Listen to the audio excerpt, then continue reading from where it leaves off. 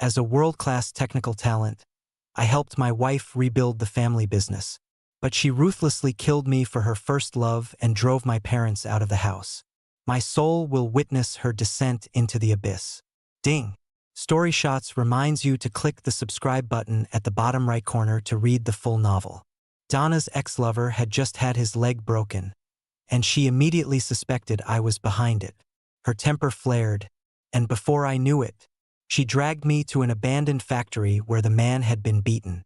The air was thick with tension, and her eyes burned with a cold fury as she gave her orders, the sound of her voice sending chills down my spine. Without hesitation, she commanded her underlings to beat me mercilessly, leaving no room for disobedience. They responded with ruthless efficiency, their fists and feet turning my body into a mass of bruises and broken bones.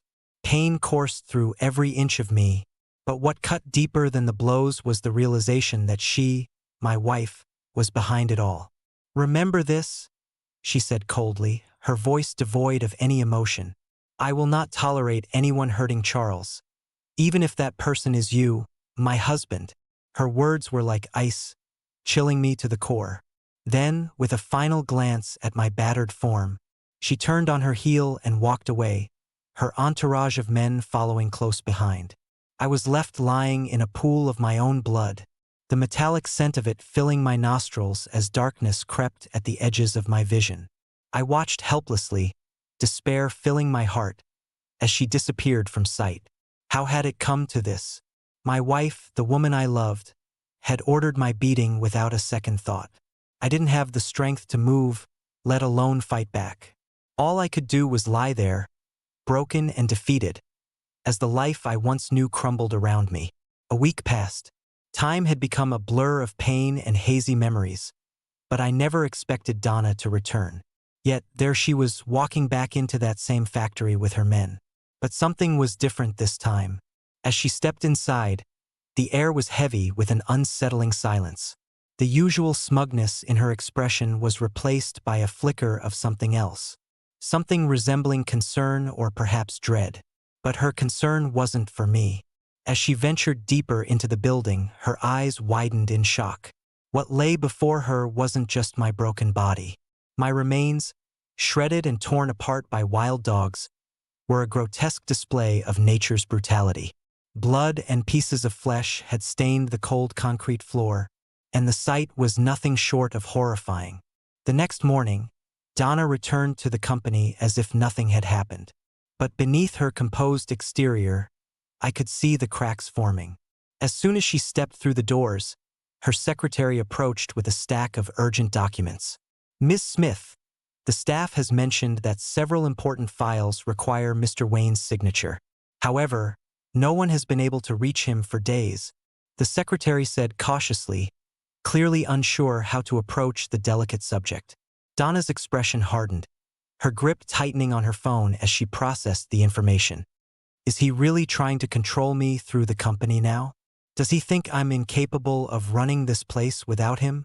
Her voice dripped with indignation, and I could see the storm brewing behind her eyes. "Leave the documents here. I'll sign them later." Her tone left no room for argument, but the secretary hesitated. "Ms. Smith," he ventured nervously, "Mr. Wayne has always been in charge of these projects." Bang! Donna slammed her hand down on the desk with such force that the secretary jumped, his face paling. "Have you forgotten whose company this is?" Her voice was like a whip, and the secretary flinched at the sharpness of it. "I'm sorry, Miss Smith," he stammered, quickly apologizing. "Next time, mind your own business," she snapped, her eyes flashing with irritation.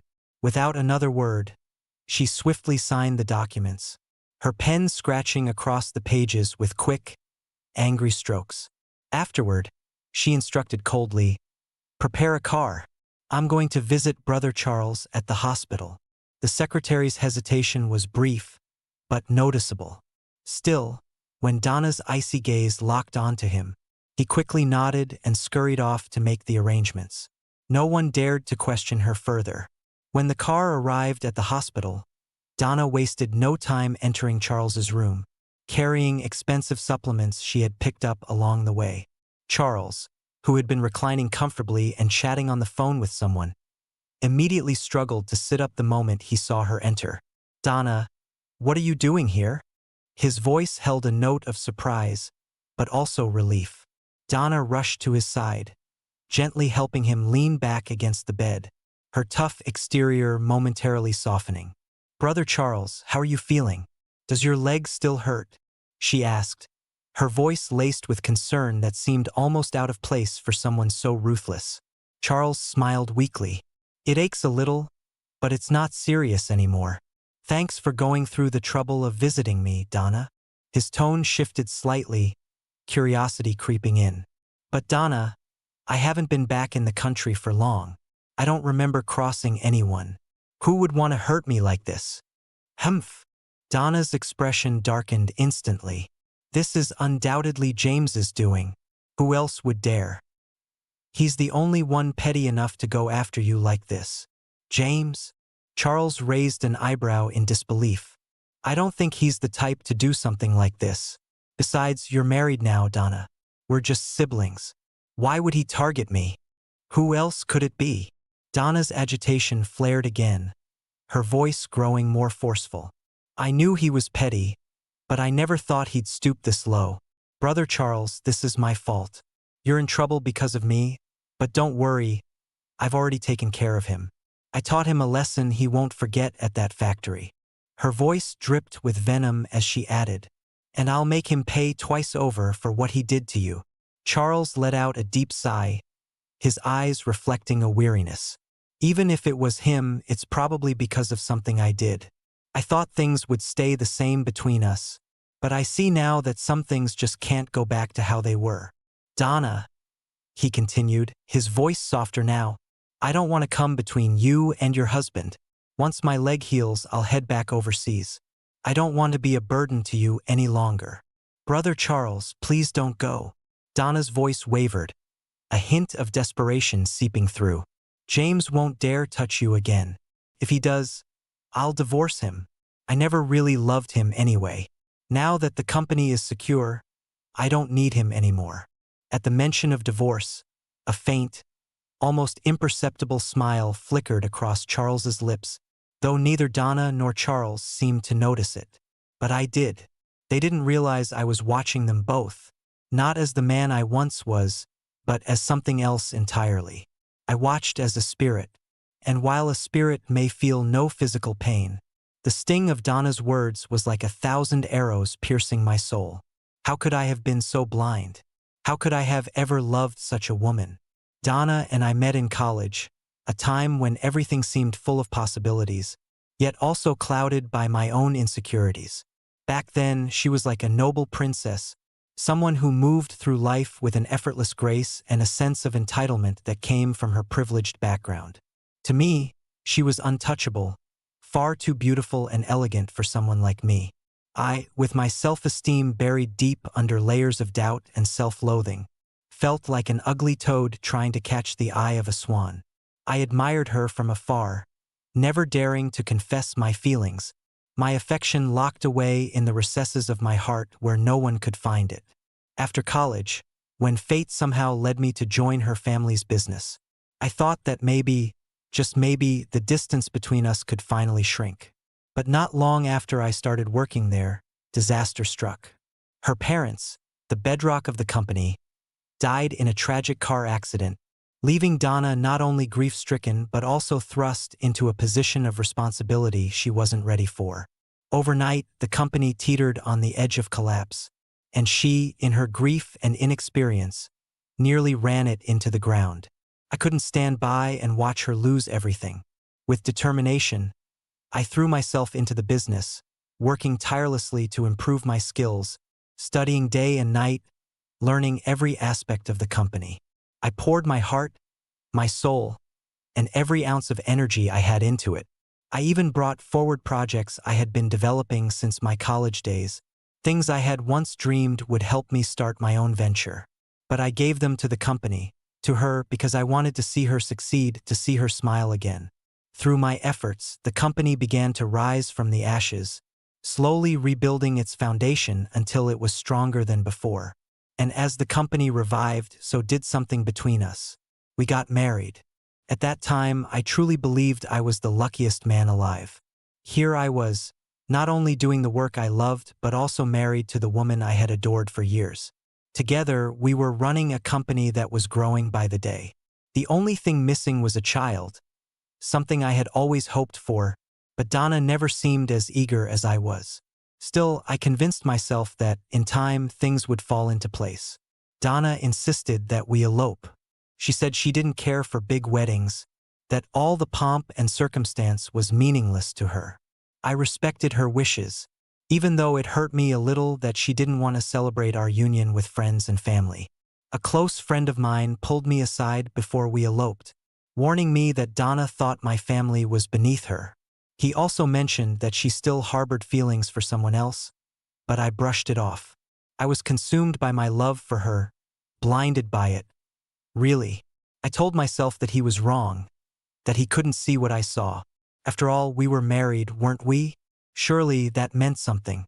For years, I worked to expand our company, taking on more and more responsibility, hoping to build something lasting for us both. But everything changed when Charles entered our lives. At first, I thought nothing of it. He was just Donna's old friend, someone she had known since childhood. But slowly, I began to notice things, little things, like the way her eyes lit up when she looked at him, a spark that I had never seen when she looked at me. It was as if Charles brought out a part of her that I could never reach, a side of her that had always been locked away from me. The past few days had been particularly difficult to watch. Donna had spent nearly all her time at Charles's bedside, as though she were glued to his side. The nurses and doctors had started to assume they were a couple, given how intimately they interacted. And what hurt the most was that neither of them had bothered to correct that assumption. I had been invisible to them, nothing more than a ghost haunting the edges of their new reality. Today, as I stood in the shadows, Donna's secretary hurried into Charles's hospital room, interrupting their cozy conversation. President Smith, Manager Wayne has been absent for 3 days. Several projects are falling behind schedule, and the staff is getting anxious, the secretary said, his voice laced with worry. Donna's voice sharpened immediately. What? James hasn't shown up for work? Does he think he can manipulate me by refusing to come in? Her hands clenched into fists, her knuckles turning white with fury. If he doesn't show up soon, I'll take his title as chief engineer. He thinks he's irreplaceable, but I'll show him otherwise. We've tried contacting him, but we haven't been able to reach him, the secretary replied, his tone helpless. Is he playing some childish disappearing act? Donna muttered under her breath, her face hardening with resolve. This time, I'll teach him a lesson he won't forget. Back at the company, chaos reigned. Donna stormed through the departments, her fury intensifying with every passing minute that I remained missing. Her voice echoed through the halls as she barked orders, the tension palpable in the air. Silence, she shouted, her temper flaring. This company pays your salaries. If you can't do your jobs, then leave. Her voice cut through the air like a whip, and no one dared to speak up against her wrath. Have you looked for James among his friends? Donna asked, her eyes narrowing as she glared at her secretary. We've searched everywhere, but no one has seen him, the secretary stammered, clearly afraid of further angering her. Humph, does he really think he can control me with this little stunt? Go to his parents' place in West Seattle. Throw them out of their apartment if you have to. I'll make him show himself. The secretary's eyes widened in shock. But those are your in-laws, he said, hesitating. Do it, Donna snapped, her voice cold and unfeeling. I want them out. The secretary reluctantly nodded and hurried to carry out her orders, leaving me there, watching it all unfold, powerless to do anything about it. I had never imagined Donna could be so ruthless. Even if our love had faded, we had been married for years. I had stood by her through everything, helped build this company from the ground up, sacrificed so much for her. And now, She was willing to throw my parents out onto the streets just to force me to come back. Where was her conscience? Where was the woman I had fallen in love with? My parents were old, too old to be treated this way. When I had first suggested they live with us, Donna had outright refused, saying that our home wasn't a retirement center. I had let it go, and instead, I bought them a modest apartment nearby, hoping that would at least be enough. Donna had never once visited them, never cared about their well-being. And now she was going to throw them out like trash, all because she believed I was playing some childish game to get back at her. She never once considered the possibility that something terrible had happened to me. That day in the factory, after she left me for dead, my phone was smashed. I had no way to call for help. I lay there, drifting in and out of consciousness, my body racked with pain. By the time I finally regained enough strength to move, it was too late. Two wild dogs appeared out of nowhere, their eyes gleaming with hunger. Helpless from my injuries, I was powerless to fight them off. And so, in that abandoned factory, surrounded by darkness and despair, my life ended, torn apart by those wild beasts. My parents, still bewildered by everything that had transpired, were gently escorted out by Donna's secretary. As they left, I could see the confusion in their eyes, their steps hesitant as if they were navigating an unfamiliar world. Donna, on the other hand, had anticipated that I would show up at any moment to resolve the situation. Yet, to her utter surprise and growing frustration, 2 long days passed without any sign or word from me. She tried to keep herself busy, stirring up chaos at the company, snapping orders left and right, desperate to maintain some semblance of control. But even as she immersed herself in work, the gnawing guilt and frustration continued to eat away at her. By the end of the second day, Donna could no longer bear the suffocating pressure that weighed heavily on her chest. Needing an escape, she retreated to the cold, sterile atmosphere of Charles's hospital. It was the only place she could hide, where the emotionless walls offered her a false sense of peace. The rigid order of the hospital stood in stark contrast to the whirlwind of emotions and guilt spinning inside her. During the day, she kept herself hidden away there, tucked into the quiet, clinical corners where the harsh fluorescent lights made everything feel distant and surreal. When evening fell, she reluctantly returned home, each night more weary and restless than the last. But just as Donna arrived home on the second night, a loud, unexpected knock echoed through her apartment. She approached the door cautiously and opened it, only to find my parents standing on her doorstep. Donna's irritation was evident as she glared at them. "How did you get here? Where's James?" she demanded, her brow creased with frustration. The harshness in her voice made my mother flinch. "Donna, did you and James have a disagreement?" my mother asked gently, her eyes wide with worry. "It's natural for couples to argue. If it's because of us, we've decided we can return to our hometown. We don't want to cause any more problems." "A soul has no tears," I thought bitterly, watching my mother's hunched posture and silver-streaked hair. Seeing her like this broke something inside me. "Mother, I failed you. I failed to be the son you deserve, especially in your old age. When you learn of my death, the pain will crush you." Donna scoffed, her lips curling into a sneer. "Oh, keep up the act. Did James send you here to perform for me? Does he really think I'm that desperate to keep him?" My mother's face turned pale, confusion clouding her soft features. "What are you talking about?" she whispered. Donna's voice grew sharper, more venomous. "You're still pretending, aren't you? Does James really believe I can't survive without him? Tell him this. If he wants to come back, fine. If not, we're getting a divorce." With that, she slammed the door in their faces. The knock came again, louder and more insistent, but Donna was too furious to care. She picked up her phone and called the property management, her voice icy and sharp. "Handle the people at my door," she demanded, "or I'll handle them myself." Soon the knocking stopped, and Donna was left in the cold silence of her apartment, too angry to even sit still. My rage simmered as I watched her, helpless in this spiritual state. If only I could I would have torn her apart right then. The hate I felt for her surged through me. I didn't hate her when she falsely accused me of arranging Charles's beating. I didn't even hate her when I was dragged away and mauled by those feral dogs. But now I despised her with every fiber of my being. That terrible day began without warning. The company's system came under attack from hackers, and I spent the entire night battling against them, trying to safeguard our work.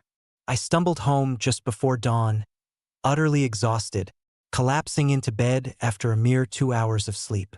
But before I could rest, Donna and her men stormed into the bedroom. I barely had time to open my eyes before they knocked me out cold. When I came to, I found myself bound in an old, abandoned factory. My head throbbed, and my body ached. What the hell is going on? I managed to croak. But Donna wouldn't listen. Her fury burned brighter than her reason, and she refused to believe anything I said. She had already convinced herself that I was behind Charles's beating, and that was enough for her. Her men beat me senseless, showing no mercy. When they finished, Donna left, leaving me broken, never once considering that she might be wrong. The following morning, Donna stepped out of her upscale residential complex, only to find my parents waiting for her. They looked distraught, their eyes swollen and red from crying, their clothes wrinkled from what must have been a sleepless night. My mother's voice trembled as she approached Donna, pleading for answers. "Donna, you said James is missing. What happened to him?" Donna's patience had long since evaporated. "Are you two still playing these games with me?" she snapped, her eyes flashing with anger. "Go ask your precious son what's going on. He's probably got all the answers." "We haven't seen James," my mother cried, the panic rising in her voice. "Could something have happened to him?" Donna's reply was as cold as ice. "He'd be better off dead." She turned on her heel, leaving my parents standing in stunned silence as she got into her car and drove away. I watched as my mother's legs gave out beneath her, her body crumpling to the ground from the sheer weight of grief and exhaustion. "Mom!" I shouted, but my voice was nothing more than a ghostly whisper in the air. There was nothing I could do but hover nearby, powerless. Meanwhile, Donna's car pulled into the company's parking lot, where a cluster of anxious employees awaited her. As she stepped out, they swarmed her with questions, panic evident on their faces. "Ms. Smith, our system was attacked last night," the head of IT stammered. "We've tried everything, but it's completely down. The clients are furious." "Then fix it," Donna barked. "We can't. Only Mr. Wayne has the expertise to fix something like this." The man replied helplessly. Donna's face twisted in anger. "Then where the hell is James?" she demanded. Her secretary approached, pale and shaking. "Ms. Smith, we may have found him." Donna's eyes narrowed, her anger darkening. "Take me to him at once," Donna growled, her voice seething with barely restrained fury. Her patience, which had already been stretched thin by the ongoing chaos, was now on the verge of snapping completely. Her hands clenched into tight fists at her sides, and the thin veneer of composure she had maintained was crumbling. "I'll apologize if I have to. Swallow my pride and say whatever it takes," she muttered, the words dripping with venom. "But he needs to fix this mess now." The car ride to the abandoned factory was a silent, tense affair. Donna's face, rigid and expressionless, betrayed no hint of the turmoil boiling beneath the surface. Her eyes remained fixed on the road ahead, cold and calculating as ever, yet her mind was racing. The only sound in the vehicle was the low hum of the engine, though inside her head, thoughts clashed like crashing waves. How had it come to this? How had everything spiraled out of control so quickly?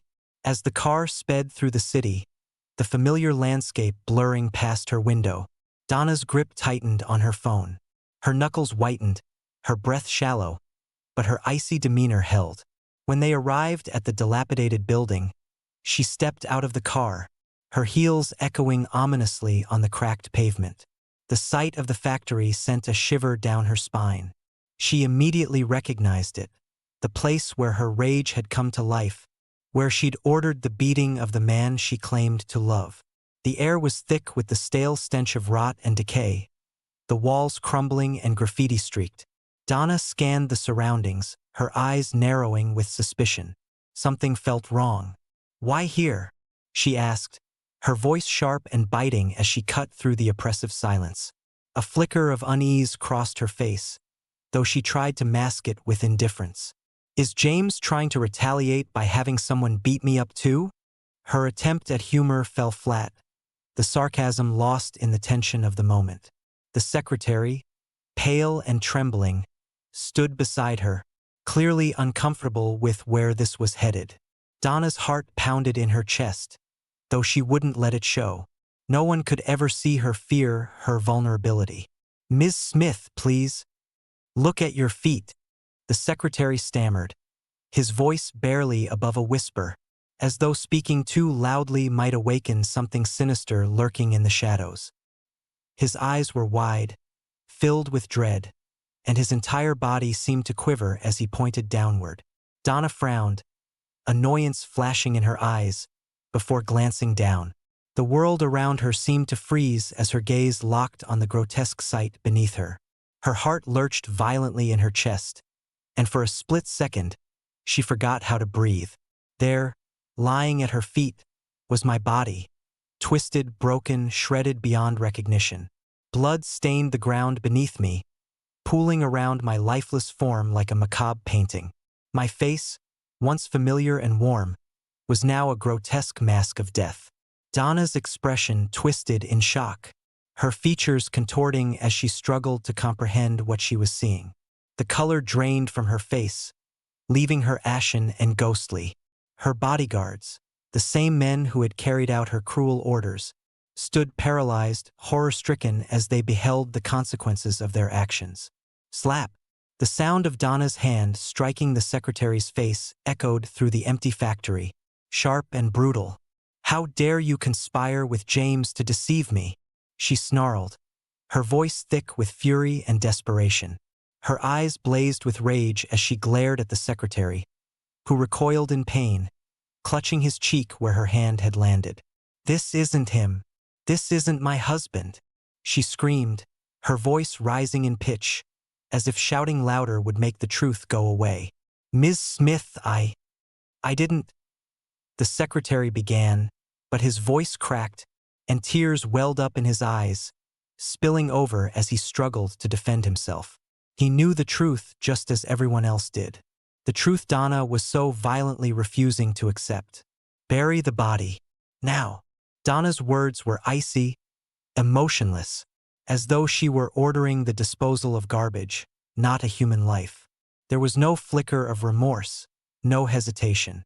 Her cold, unfeeling gaze remained fixed on the corpse at her feet, but her mind had already moved on to the next step. The men, terrified and confused, moved to obey without question. They had been complicit in my death, and now they were being ordered to erase all traces of it, to wipe away the evidence of their guilt. As they hastily buried my body in the dirt and cleaned up the scene, Donna stood still, her face unreadable. The wind whipped around her, stirring the dust at her feet, but she remained unmoved, her posture rigid, as if she were made of stone. She watched them shovel the dirt onto my lifeless form, her eyes dark and hollow. No tears fell, no sign of grief, only an unbearable silence stretched between her and the grim scene. Back at the company, the air was thick with nervous tension. Employees whispered among themselves, their faces drawn with worry as they waited for news. News of my return, of the company's salvation. They glanced up expectantly as Donna entered the building, alone. Her steps were hurried, her expression closed off, offering no answers. She ignored their anxious inquiries, brushing past them as though they didn't exist, and made her way straight to her office. Once inside, she slammed the door shut behind her, locking herself away from the prying eyes of her employees. Her chest heaved as she tried to steady her breathing, but her mind was spinning. She collapsed into her chair, her fingers trembling as they hovered over the desk. "That wasn't James," she whispered, her voice barely audible, as though speaking any louder might break the fragile lie she clung to. Her body shook, her hands gripping the arms of her chair tightly as she rocked back and forth, trying to convince herself. He's trying to deceive me. That bastard. I'm getting a divorce. The bitter laugh that escaped her lips was hollow, devoid of any real emotion. She was trembling now, her entire being consumed by fear. Not of what she had done, but of what might come next. The weight of her actions, the finality of it all, gnawed at the edges of her mind, but still she refused to acknowledge it. She refused to feel the gravity of the life she had taken. And there I stood, watching her from the shadows, my ghostly form invisible to her and everyone else. A bitter smile curled on my lips, cold and twisted. Even now, in the aftermath of my death, there wasn't an ounce of guilt or sorrow in her heart. All she feared were the potential consequences of her actions, the repercussions of her choices. But never, not for a moment, did she consider the life she had so carelessly destroyed. Problems continued to escalate within the company, as my prolonged absence created a significant void that no one seemed able to fill or address adequately. Our business primarily specializes in providing technical support for office software to our numerous clients. As my absence dragged on, issues began piling up uncontrollably. Initially, minor bugs and glitches in the software were relatively easy to fix. However, these minor issues quickly snowballed into full-blown crashes affecting several of our major clients. The problems rapidly multiplied, creating a chaotic and stressful environment among our staff. Amidst this mounting turmoil and crisis, the head of our tech department, feeling overwhelmed and frustrated by the escalating issues, ultimately decided to resign.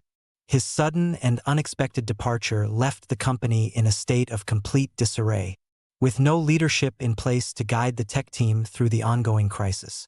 This was precisely the moment when Donna should have stepped up and taken charge. She should have risen to the occasion, demonstrating the strength and decisiveness she had always claimed to possess. The company was in desperate need of her leadership and intervention, now more than ever. However, instead of stepping into the breach and providing the necessary guidance, Donna chose to retreat to the hospital, where Charles was laying in recovery from his injuries. It seemed her priorities were now focused elsewhere. One afternoon, Charles, his voice weak but carrying a tone of bitterness, murmured, "Donna, you haven't come to see me for several days. Did James come back? Is that why you've been away? Am I just an obstacle standing between you and him now?" Tears began to well up in his eyes, his expression marked by sorrowful resignation. "Maybe I should just leave, though it's unfortunate that my leg is still in such a poor state. But once it heals, I'll make sure to leave." His words hung heavily in the air, charged with deep emotion, as if he were daring Donna to stop him from leaving. Under normal circumstances, Donna would have rushed to comfort Charles, showering him with assurances and perhaps even seizing the opportunity to lash out at me, as she had done so many times in the past. However, now she seemed different, haunted and drained. Her hands trembled, and when she spoke, it was in a low, shaking voice that barely resembled her usual commanding tone. "Brother Charles," she stammered. "James? He might be dead." "Dead?" Charles was momentarily stunned, his eyes widening in shock. Donna nodded, her face pale and strained as she explained everything to Charles in full detail. She elaborated on my disappearance and the various clues that led her to believe that I was no longer alive. She even went so far as to suggest, in a twisted and cynical manner, that I might be staging my own death as some elaborate hoax. Her words echoed through the room, and although I couldn't help but chuckle to myself at her warped perception of me, it was sobering to realize that after all these years of marriage, this was how she saw me, as someone capable of faking their own death just to toy with her emotions. Charles, now fully serious, adjusted himself in his bed to face Donna more directly. "Donna, regardless of whether James is truly dead or merely faking it, we need to prepare ourselves for the worst possible outcome. You must be ready, no matter what happens." Panic flashed across Donna's face. "What should I do?" she asked, her voice tinged with fear and desperation. Charles leaned in closer, his voice steady and firm. "I've made some important contacts while I was overseas.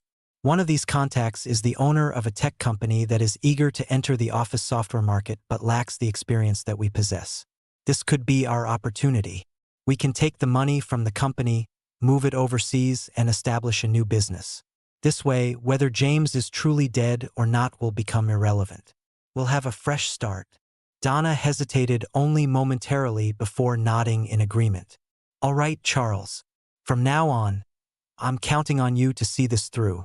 Don't let me down like James did."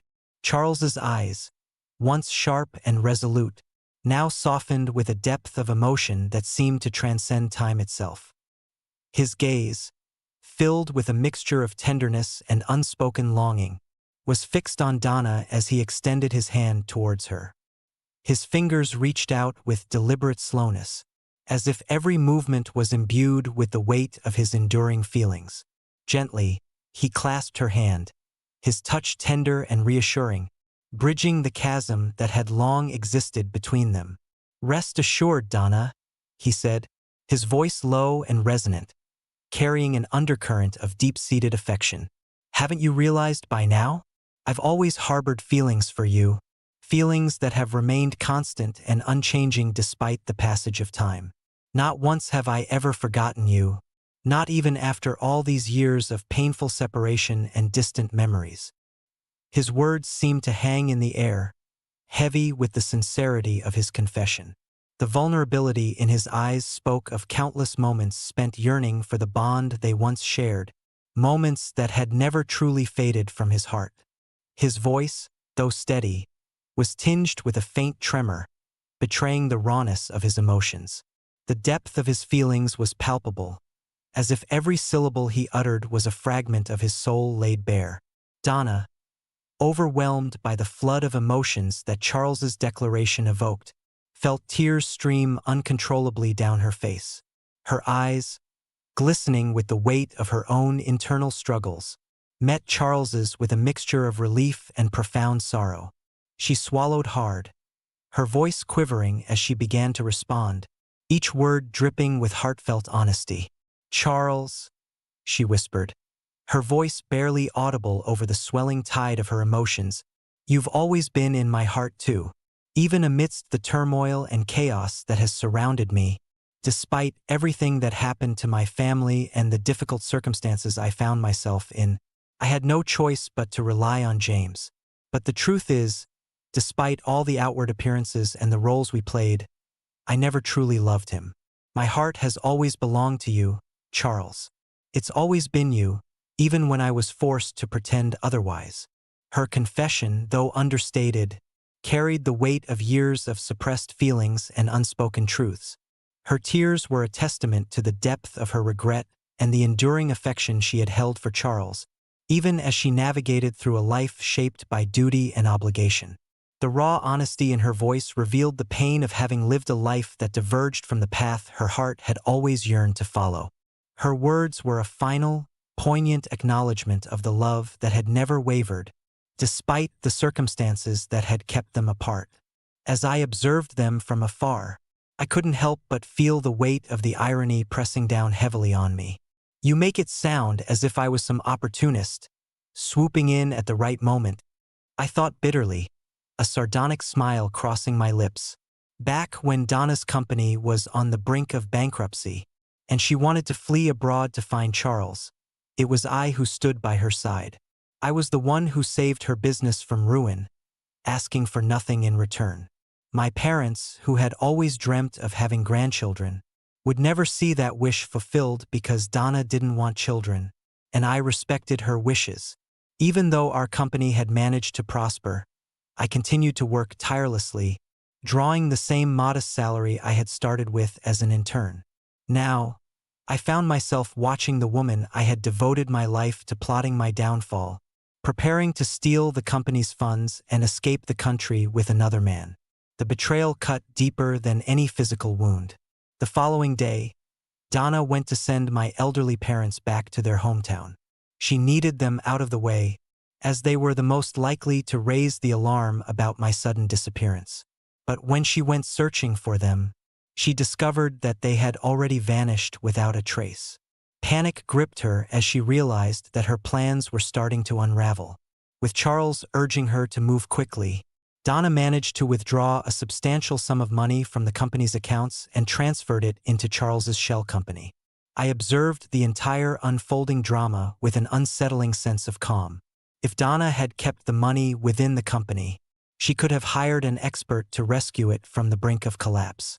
But now, with the funds gone, there was no chance of recovery. Donna and Charles planned to meet at the airport the following day to make their escape from the country. But when Donna arrived at the airport, Charles was nowhere to be found. She frantically dialed his phone, but it went straight to voicemail. The ticket she had reserved for their escape had been canceled the day before, and the realization of Charles's betrayal began to sink in. Her initial panic quickly turned to rage. "Charles, you bastard!" she screamed, drawing the attention of onlookers at the airport. She stormed up to the ticket counter, but as the reality of the situation hit her, she began to spiral out of control.